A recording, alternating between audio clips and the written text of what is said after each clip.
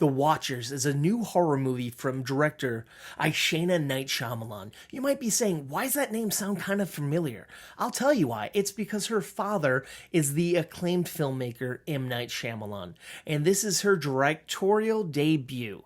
Alright, it's about four people trapped inside this Irish forest. They live in this kind of cabin that has this whole glass siding, and at night these creatures known as the Watchers come and watch the humans almost like they're animals inside of a zoo.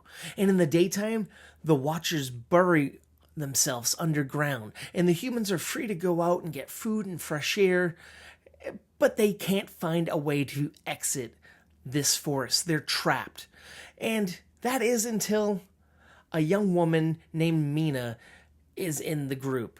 Now, she's the fourth member, the newest member of this group, and she's played brilliantly by Dakota Fanning. We learn early on that she is a rule breaker. She is just a determined woman who can't be stopped by anything.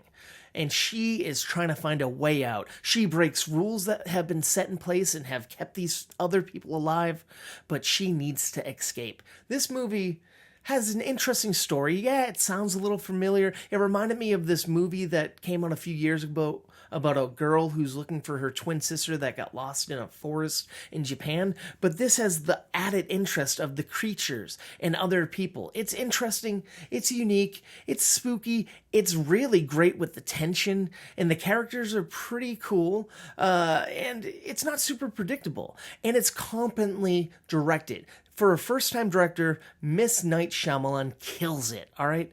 And I will say the creatures, they don't look super scary, but you know they can kill, so that's a little scary. And the dialogue's a little bland, but that's all right. And the movie feels a tad bit long. It doesn't even come in the 2-hour mark, but it still feels slightly longer than it should be. Overall, this movie's fantastic. Check out The Watchers, currently in theaters, and check out my podcast. It's called Movie Toast. News and reviews, and we're available wherever you get your podcasts. Thank you, and please stay toasty.